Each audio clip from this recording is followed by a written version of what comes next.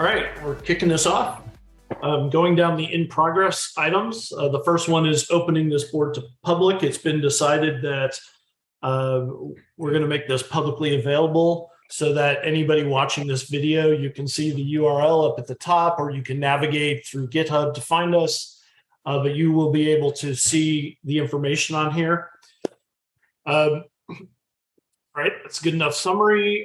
Second item, Ledger app not supported. The last item is, Aaron, you had previously contacted the Ledger team. They've not responded. And then Ted, you were going to ping Eric about initiating the conversation. All of that has happened. Eric has set up a meeting. I think he invited Bart to it. So all of that is, the meeting, it may have already transpired or it might be tomorrow. Aaron may know more. I don't know more about the meeting, but I have seen activity just as earlier this morning about Eric looking for people to help review the fixes that are coming down the pipeline to help maintain the app. So I am also seeing progress happening on it.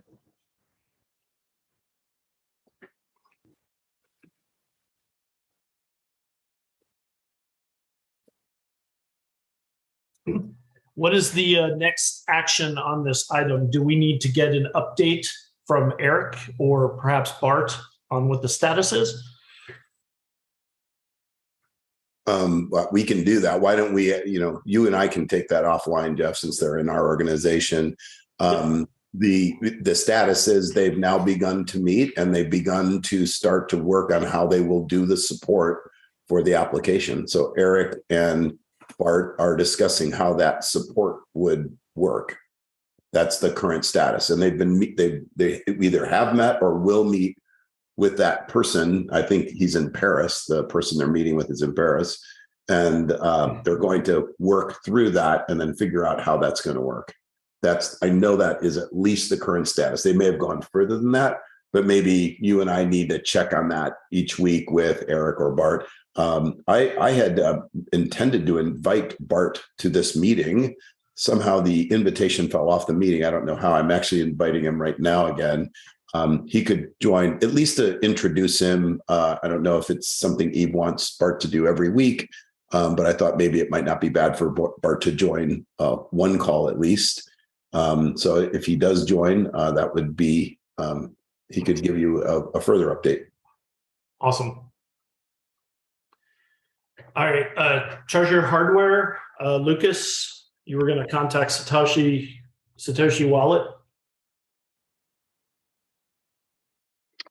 I'm sorry, I did not do that. All right. I'll have to follow up. Sounds good. All right, next one, the new P2P RFP. Douglas, did you have a chance to take a look at that? I did. I read through it. I don't really have any notes at this point. It looks ready to go out to my eye. So are the chains ready to vote on this to release it?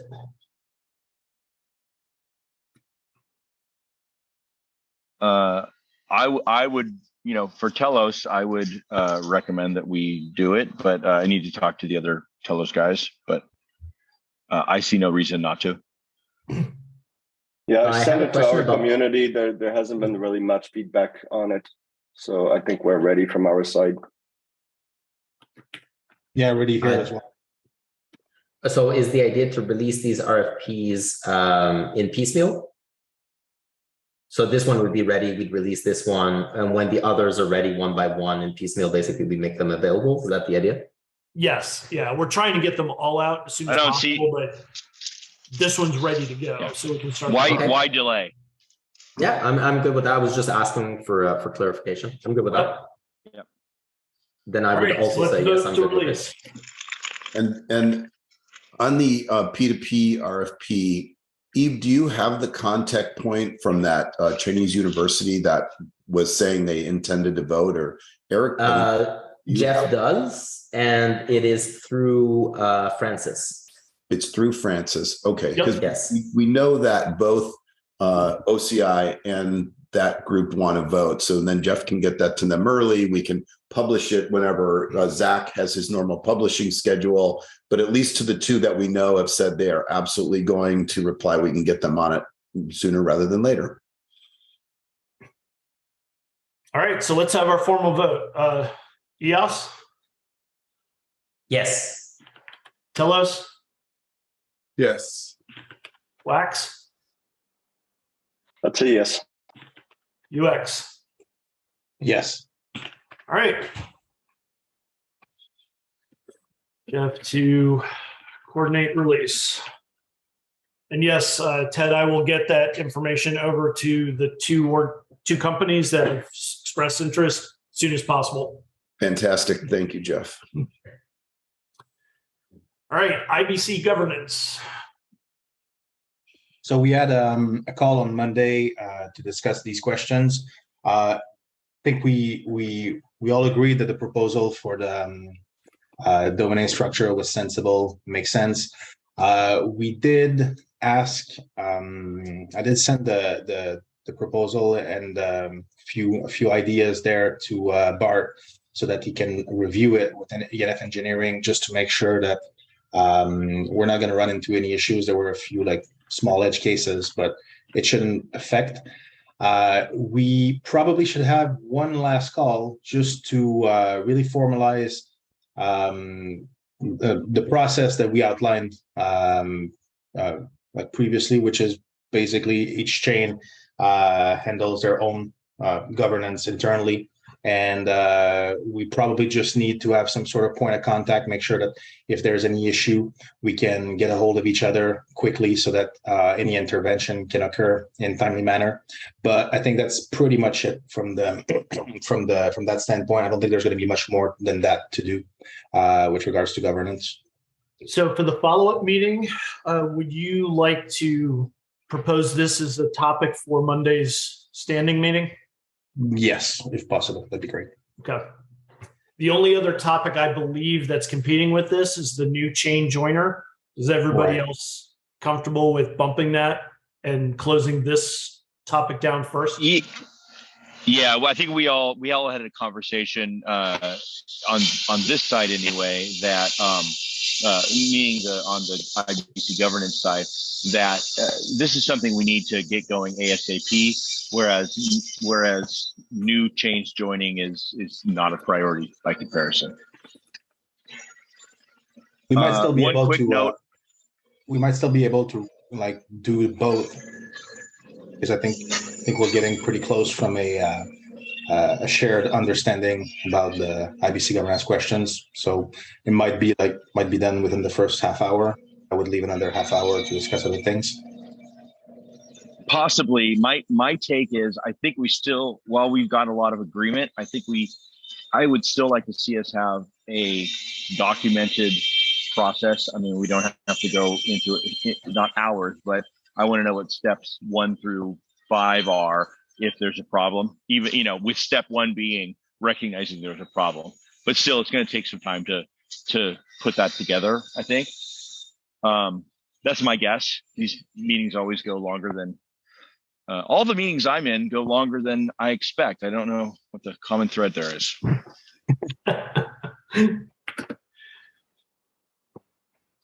One quick note is one of the things in the naming schema that we discussed is the proposal that instead of using IBC dot whatever, just doing IB dot, because one less letter, one more letter for other things. All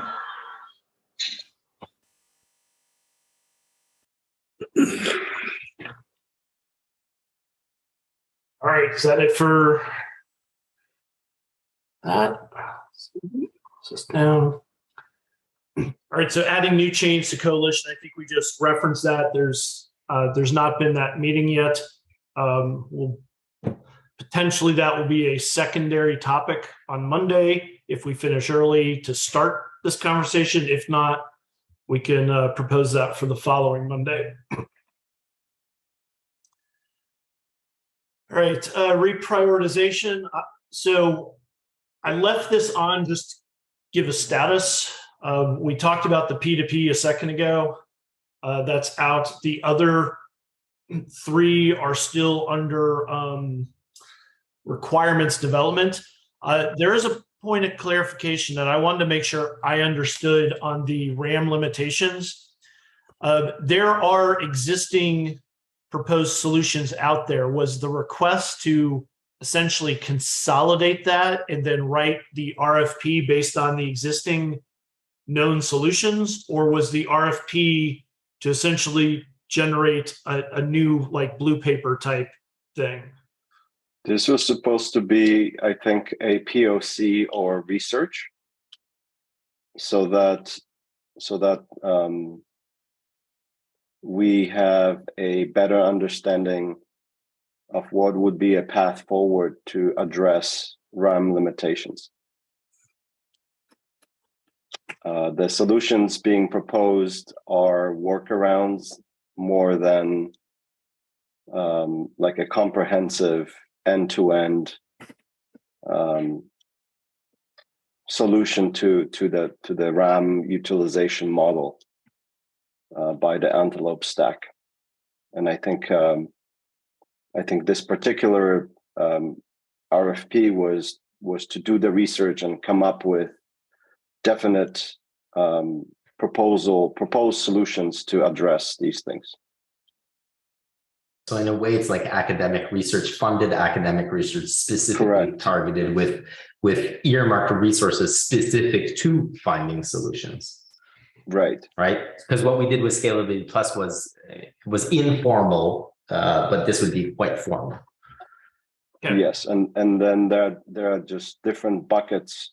The way I understand it's because how accounts are handled impacts RAM versus how RAM is used by a block producer, for example, during the block validation process, right? So there are just all these different things that relate to how RAM is used, and I think each of them needs to be looked at from a perspective of RAM as a lens.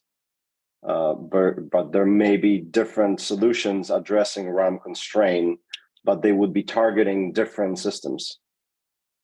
Okay. I appreciate the clarity. There were several discussions around this particular RFP this week because we believe this should be a simpler one to write up in terms of requirements in the RFP. And I just wanted to make sure I was clear on that. And then the other 2, there's no updates for today. The product team, they're cranking through this. They'll reach out to the appropriate engineers as they crank through the process. Is there any additional questions on these that I can answer? All right. Bart has joined the call, just so people are aware.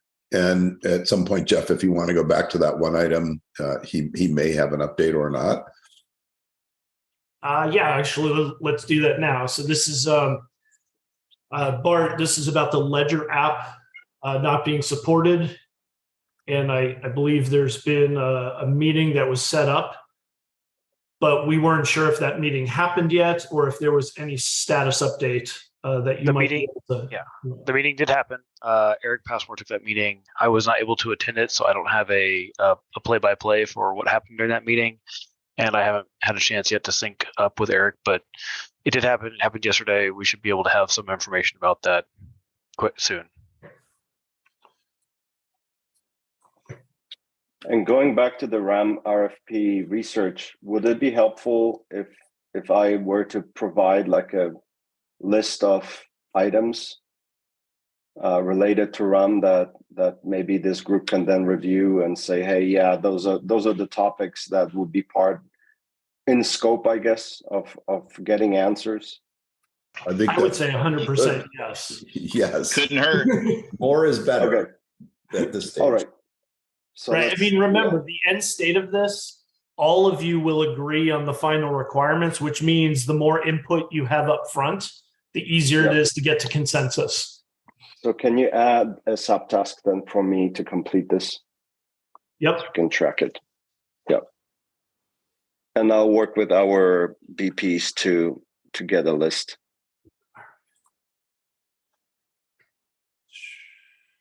Where was that? And for that, I need a sticky note.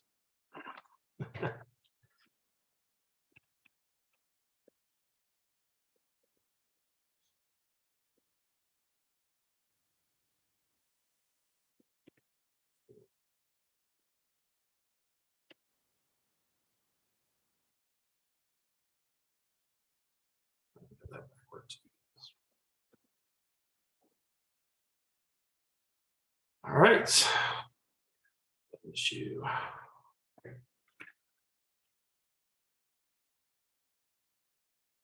All right. Good. Appreciate that. Thank you. All right. Secure smart contract library. So Douglas, this back to you.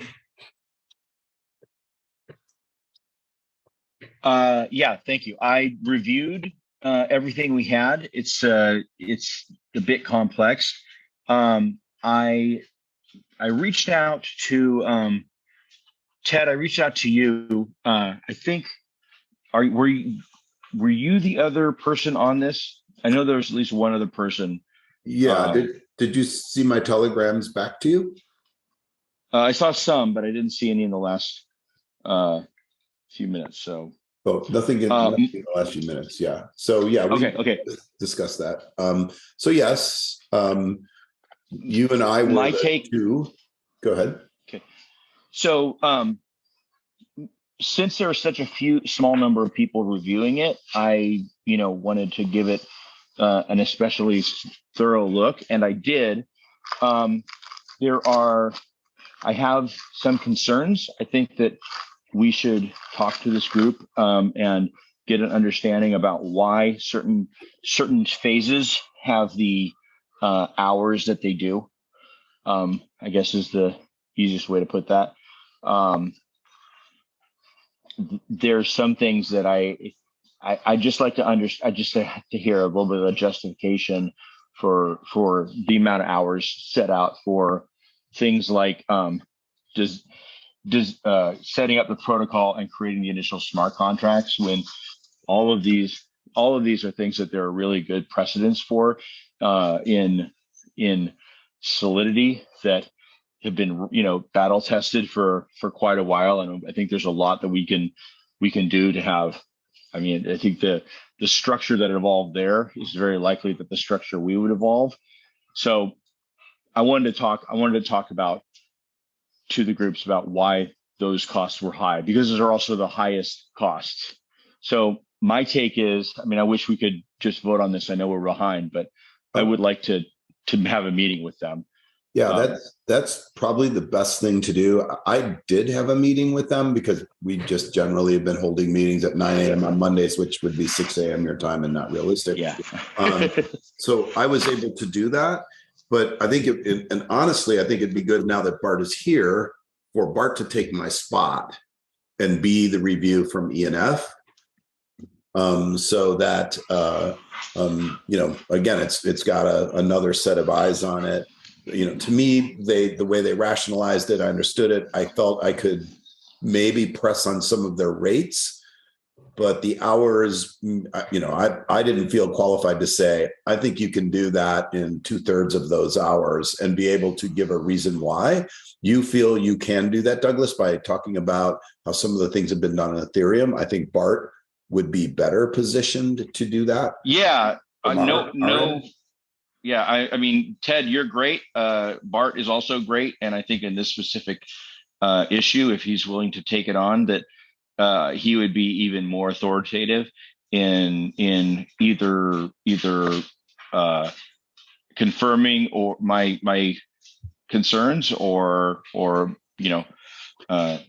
covering them. So that would be great. I got to say, I'm sorry to get to this point and then just say, hey, let's have another meeting. I know we wanted to move forward. It's partially just the fact that there's so few of us on this particular one that are approving it, that I just feel sort of an extra weight responsibility on this one. So Yeah. Let me ask you this. I know that 9 a.m. call is 6 a.m. your time, and that's really early. Is it something you'd still be willing to do? And I only ask because a lot of people already got that time available. Well, it's also because China is on the call and they can't stay up much later is the problem. Right. It's right. If we moved it to, noon or 1 p.m. for us, it goes into midnight, 1 a.m. for them. So there's no good time for this. And that's probably why you weren't on the first meeting, Douglas. Yeah. That all makes sense to me. I prefer not to, but for one-off meetings where it's basically a around the world meeting, I totally understand it and I will totally do it. So all right, appreciate that. So there is a call. Unfortunately, I have some bad news here. There is a call next Monday, the 7th, but Bart and I are in a conflicting call with Eve during the entire duration of that call. So it can't be next Monday if Bart were to join. So again, you could have Douglas on that call with you, Jeff, at 9 on Monday, but Bart would not be available, and I'm not available. The only concern I have is if we do that, will we end up in a situation where we're not going to be able to come to an internal agreement? Like if we need to delay the meeting and have everybody there at once so we can get to consensus, to me, that feels like it's a better, I don't know. Bart will be gone for a couple of weeks after that. I don't know if everyone would be available at 9 a.m. on Tuesday, so 9 a.m. Eastern. So Douglas, would you be available at 6 a.m. on a Tuesday? Bart, would you be able to make your calendar available at 9? Would all of the, DeFi Box, Pizza guys, and EOS Nation folks be willing to slide that meeting for 1 week from Monday to Tuesday, same time slot? Then you could, if Bart's available, if he can open his calendar, that would work. Because I don't think Eve is willing to let Bart out of the meeting on Monday. I certainly don't have, for my case, I certainly don't have anything scheduled at 6 a.m. my time Tuesday morning. So that appears free for me. I have a bilateral with Eve, so if he really wants me to go to the meeting, he can make the choice. You and I can actually move that, and then you'd be able to be freed up for that. That's what I figured you'd say. Yeah. Yep.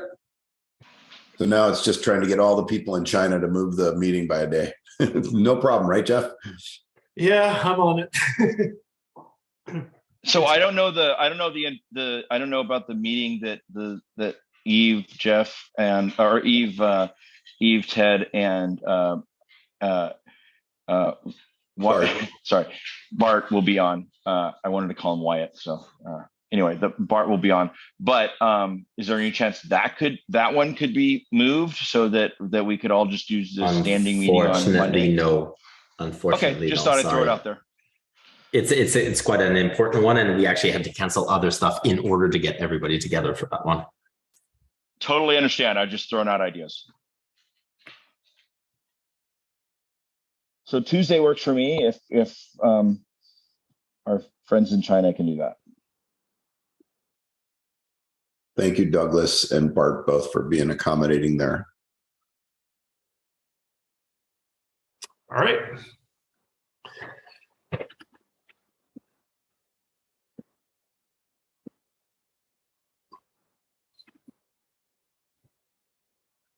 All right. Next item.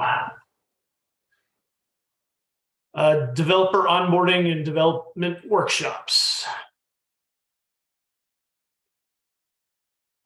So from our standpoint, the need for this is pretty much gone now. Just like it would have been useful, like maybe like 2-3 months ago. But at this point, we kind of just like went and started working on the code base directly. And at this point, at least in our scenario, it wouldn't give us that big a bang for our buck. So we're still happy to help push forward if there's an interest by other parties. but I don't think it's going to bring us enough benefit to justify keeping working on that if nobody else is interested. So, which is kind of good news in a way, because basically, like, we don't So the need that is. So Bart and I have a call with OCI at 4:30 today. It has been OCI that has been slow, and I'm a little surprised that the call is now with their delivery manager and their head of sales. That's either means they've figured out a pricing model, or the two VPs of engineering that used to be leading the charge have lost interest. And I guess I'll know at 4:30.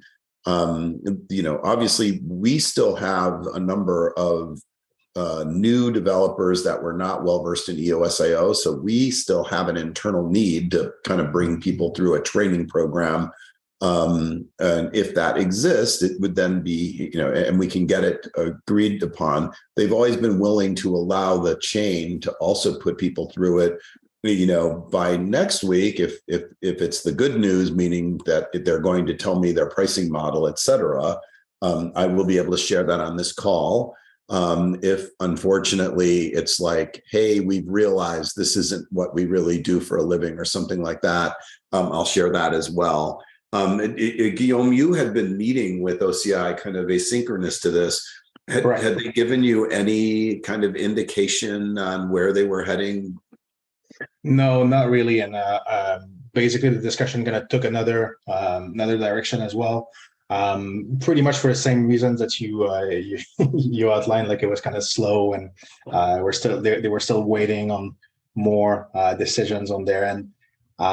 So we kind of took another direction where we might collaborate with them on various projects, but for this particular part, we didn't really pursue that discussion.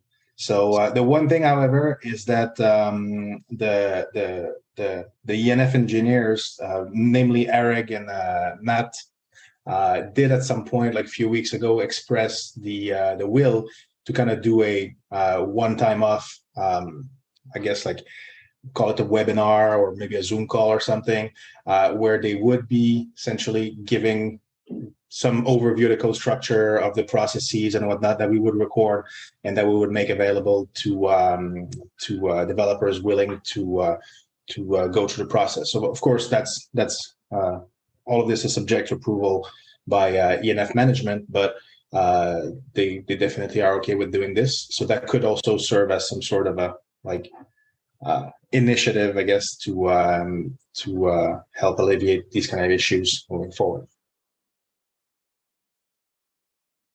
Very good. All right.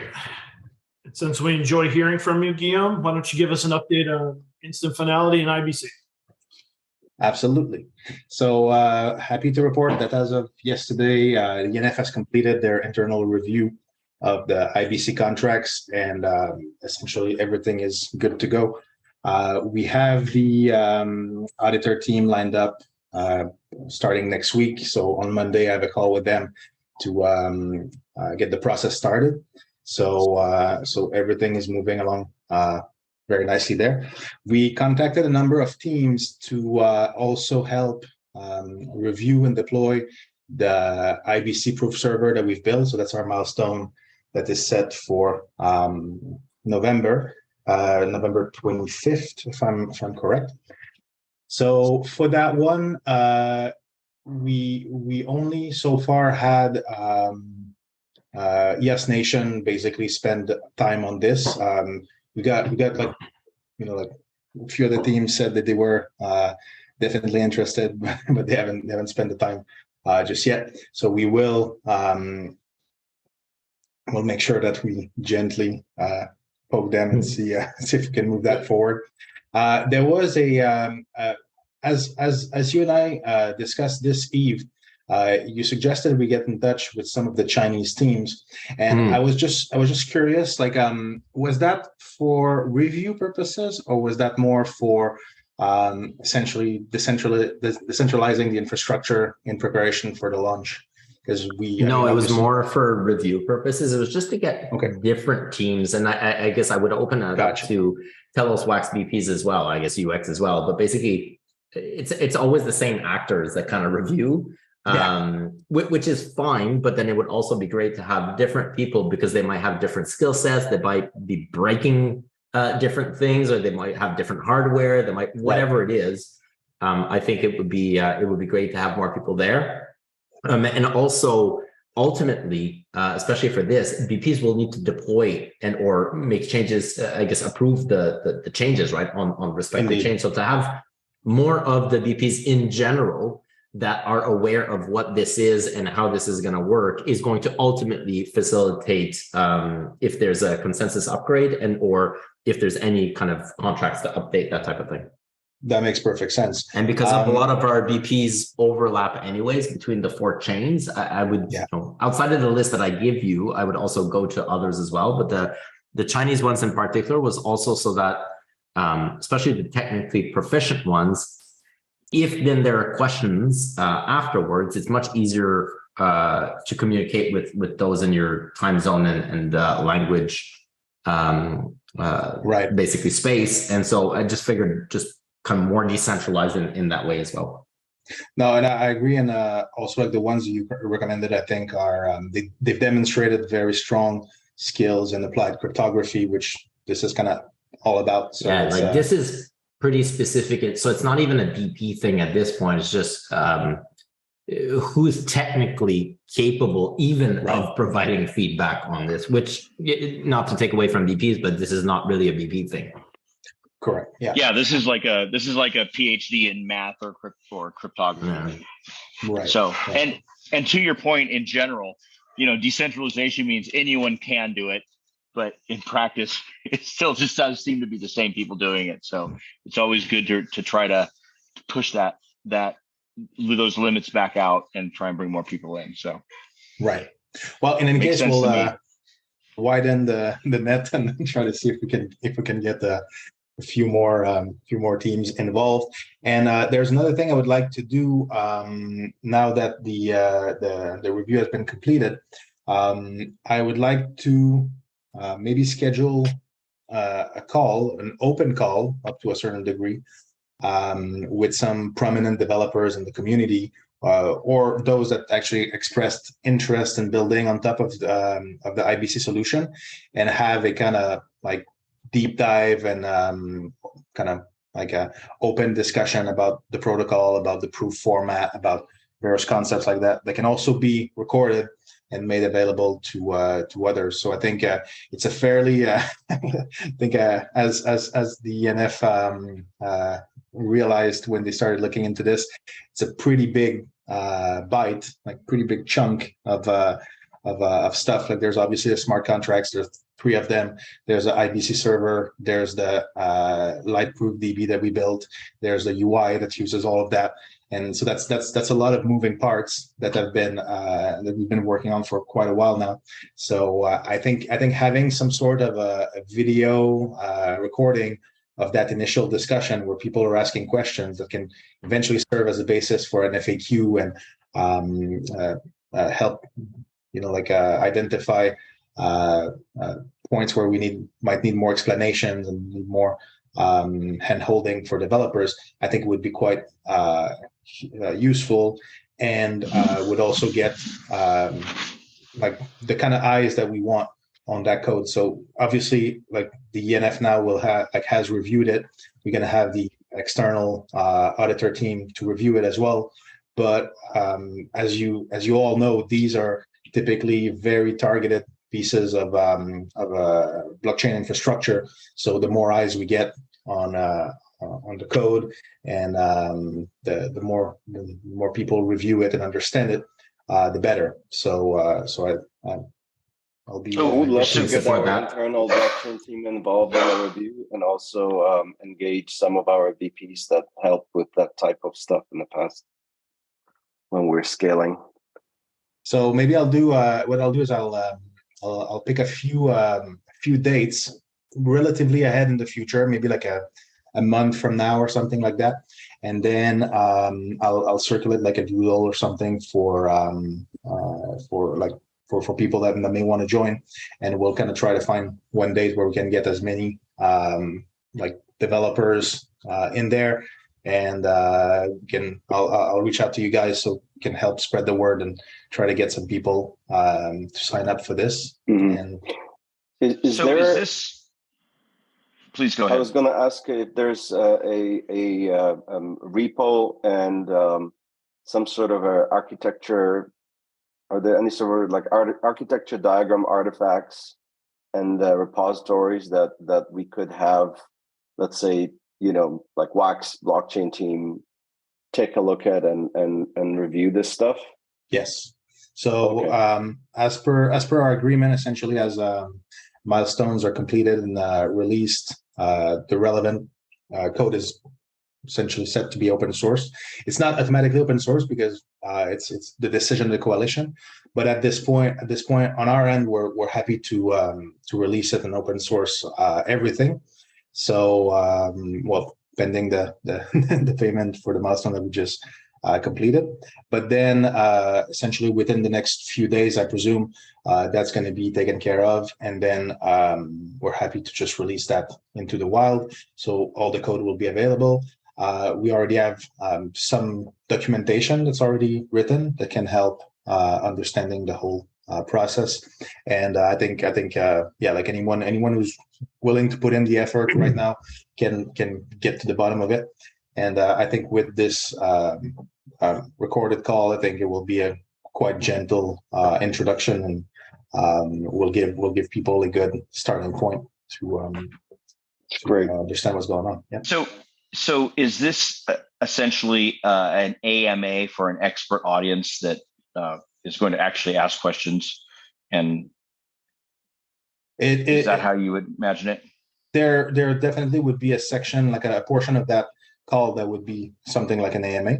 But there would probably be a presentation as well to get started, like to kind of explain the general overview and general concepts that we're using. And then the second part of that call could definitely be an AMA.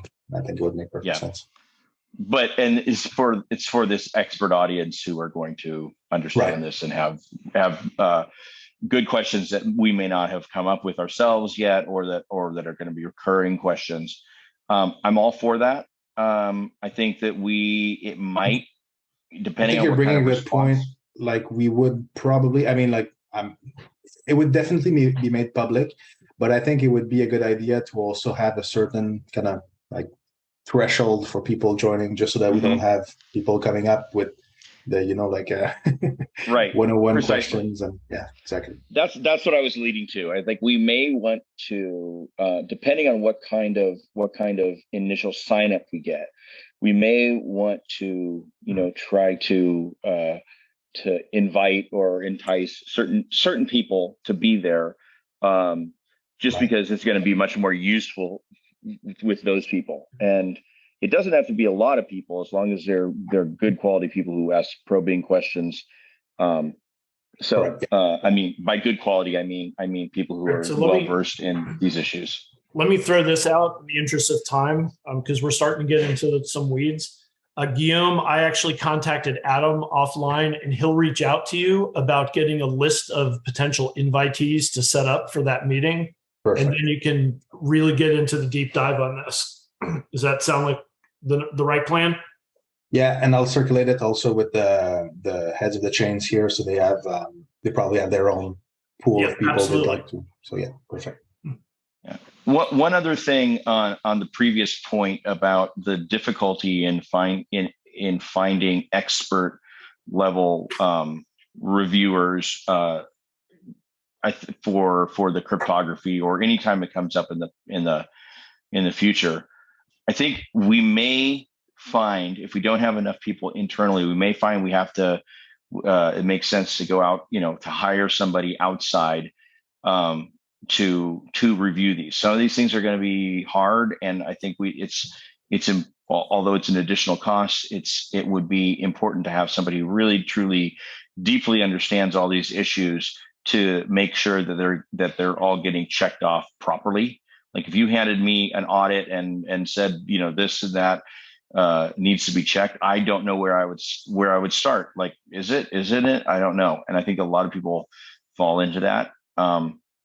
And so just something we should maybe putting in the back of our minds is if we can't find somebody, we'll probably have to hire somebody who has the technical competence and expertise to evaluate whether things really have been delivered or not. Yep. True.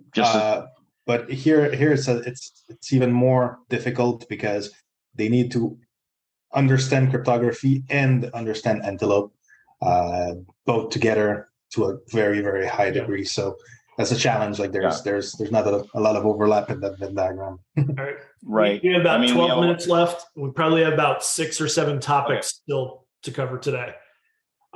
So with that spirit, Guillaume, is there any additional instant finality updates, like highlights you want to share today? I know this is pretty very early. quickly. We met with Areg and Matt earlier this week. We did make a few changes to the proposed model that we're working on, so we're essentially reflecting that this week. But it's going very nicely, and I think it's going to be quite amazing. So it's all good stuff. All right, Aaron, you want to give us an update on SDK? Yeah, sure. Try to keep it quick. We had another meeting yesterday. It was our second meeting. This one was recorded. So if you want to see the contents of that meeting, there's a recording as well as a transcript that you can kind of scan through if you want.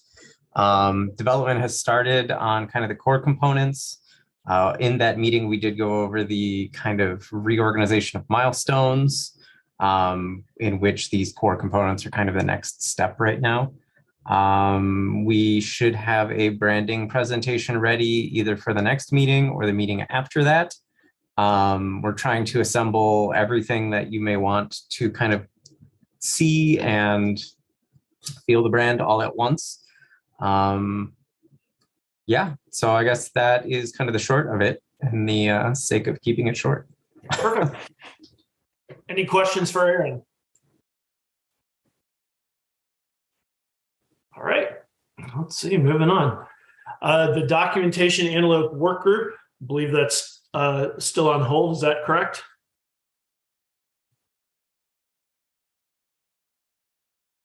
I believe the answer is yes. And I think that item is actually kind of tabled for a while. Okay, can pop that to the backlog. It's fine. All right, and then we just added this morning. The one agenda item that was added, Eve, you sent the note about the milestone payment for SDK. Yeah, so the first payment for the SDKs was sent out. Thank you very much for processing that the other day, guys. We had, if you guys recall, we created a new account, which I posted in the group a while back, the web client SDK account. We had put the permission sets. We had talked about the permission sets so that essentially active would be the ENF, seeing as it's the ENF that's got a legal agreement with Greymass in this instance for the SDKs, and that we would, but the owner was essentially our EOSIO plus WG account, which is all of us as a coalition.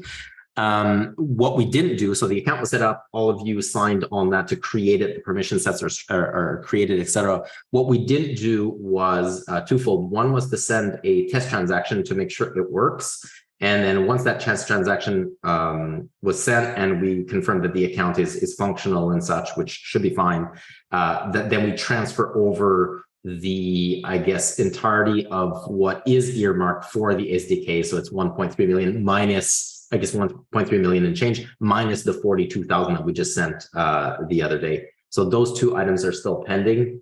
If I'm not mistaken, I think Douglas, you were going to test it out, or you're going to send a test transaction. Regardless, in order to move this along, I can take that on, send a test transaction. I believe I'll need your signatures, and we can send from EOSIO plus like $20 or whatever, 20 USDT or something like that. We'll send it over. Once that's good, then we would do the request for the full amount for the SDKs minus the first payment that we just put. And I just wanted to bring that back up because we kind of forgot about that for the last couple of weeks. Yeah, I apologize. That slipped down on my list into the abyss of my to-dos. If you're able to set it up, it will certainly get done sooner. I could probably do it later today, so it should be relatively simple. It'll be a similar transaction to what we did the other day, where 4 of us or 3 out of 4 need to sign. I'll make it like $20 or whatever. It'll be EOS to EOS, so there's no fees anyways. It doesn't really matter. And then we'll see that we have control over the other newly created account. Yeah. When we were talking about this before, you were just about to leave and yes. Yeah. So now you're back. And I again, apologies. Oh, no worries. Not doing stuff I said I would. Aaron and I actually forgot about it. Aaron and I had a call earlier and I was asking about the account. And then that's when I realized, wait a minute, we didn't use the account that we created specifically for this. So no worries. Yeah. Thank you. So I'll try to get on that today. That way it's done. And that way we can transfer over the funds this week. And we can start using that specific account for this specific RFP. And that's it. That's it from 6 minutes left. We actually blew through the last several items pretty quickly. Yeah. So I'd like to go back to one of the items, if that's okay, the IBC one. In terms of payment, so I guess we need to take a vote on that milestone being completed or not. The one that Guillaume mentioned that on our side, the ENF reviewed this week. So the initial, this would be the first milestone that has been achieved in the entirety of that RFP, which comprises the instant finality and IBC. It's the first milestone achieved, although that's the second payment. So the first payment was that initial payment of, if I'm not mistaken, $200,000, but locked in EOS. Yeah. I don't recall the amount. Yeah. And so we didn't really need anybody else's review for that first transfer because essentially you all signed the contract. Everything is good. There's no work to review. In this case, however, there was another one, the payment. There was another yes. one to Jungle and Kylan. The first, yes, correct. Yes. So we would need to take a vote on whether or not, I guess, milestone number 2. I'm not even sure it's milestone number 2 in the milestones, though. It's line 3. Line number 3 in the Excel spreadsheet. But yes. So whether or not the other chains agree that milestone has been completed. So I don't know, Jeff, if you're able to open that or if we have access to that. If not, that's okay. Because we would be releasing the payment as EOS because if you recall the first 9 months or so, it's all on EOS, but the contract itself is actually between each of us and UX. And so we still want your approval on your side for us to release the payment essentially. So we still need a formal vote is what I'm getting at. And whether or not we can make the formal vote right now or whether, and if not, then what do we need to wait on in order to determine that this particular milestone has been completed? And I guess I'd ask that to you, Guillaume. If it's not complete in your mind right now, what is missing for this? Would it be the audit from Sentinel, for example, or because that wasn't originally in the scope? Right. So no, the condition for the release of that payment is actually just a review by the ENF. That's what's written in the document. I mean, it's like internal audit plus code review by ENF engineers. So that's the only one. I can confirm that the review has occurred, and I can confirm that issues were found, I guess, leading up to this as well, and everything's been done as far as I know. So if there were to be a vote, I would be comfortable as EOS saying, yes, we can release this particular milestone. And that was the only thing. The rest for that particular milestone, everything is all set and good to go. So the fact is that that milestone was normally supposed to be done for a while. Yeah, it was supposed to be the first. And then following that review, we would have deployed to Jungle and Kylan, but we ended up finishing this essentially, as I was explaining to Eve maybe like last week, I was saying when it became clear that we would reach an agreement on this, we essentially just started working on these things. And by the time that we signed the contract, we were almost done with that one. So I think something like 3 or 4 days after signing the contract, that milestone was done and ready for review. And essentially, there were like it's sad. ENF engineering was of course very busy with all the other stuff. So it's only yesterday that they've been able to complete that review. And there were like 2 things that were brought up that required just like one was a small optimization, and one was essentially just a type. Like at some point, like in the code, there was a integer that should have been an unsigned integer that was very, very minor. For the rest, everything was fine. So that was a milestone that needed to be reviewed first. And as people have been able to test now for almost 2 months, the complete solution has been deployed to test nets and is working like not only on Jungle and Kylan, but on also Wax testnet, TELOS testnet, and UX testnets. So as far as we're concerned, that's basically like everything that was required and more. So yeah.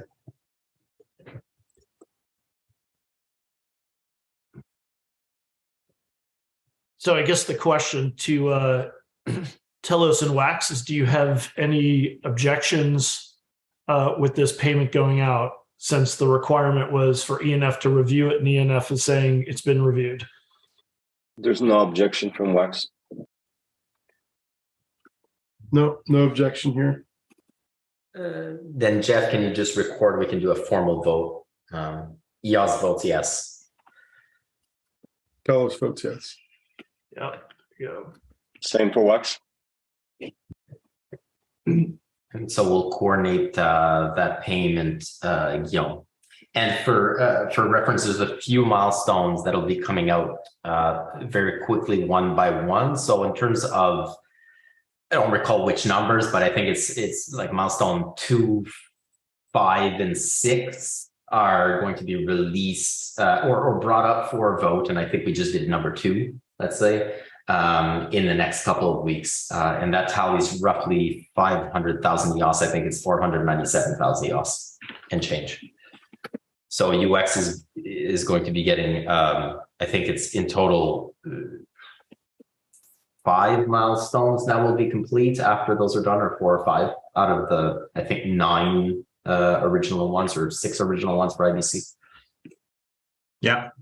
The final one, I think, is the big one, which is the actual deployment on mainnets. Correct. And essentially that one we're also ready at a moment's notice. So it's more a question of for each chain to kind of like make sure that they set up their accounts correctly, that they have the MSIGs ready to go, and then that they execute on them. We do have, I mean, again, that was a bit that was supposed to be a bit earlier, this one. So originally we were planning to be the only providers of infrastructure for the proof servers, but we might actually have a few more that will be ready as well. So there's another, I guess, discussion item that we may want to have at some point is how do we facilitate the discovery of these endpoints. So I don't know, like if the BP.json format is still being used by BPs on EOS and on other networks. It might be interesting to add like an item in there to for BPs that are operating one of these proof servers. There might be other mechanisms to coordinate like that on other chains, but essentially it's just to kind of have you can consider this as a new type of API endpoint that operators can make available for these type of proofs. We're also expecting adapt developers to operate this if like in some contexts when it makes sense for them. All right, we're 2 minutes over. Are there other topics you want to cover, or are we ready to call it? Gotta go. Want to call it? Lucas Gotta go. Just dropped as well. Yep. Yeah. All right, everybody have a great week. I'll see some of you on. Thanks, everybody. Thanks, everyone. Thanks all. Take care. Cheers, guys. Bye-bye. Cheers. Bye.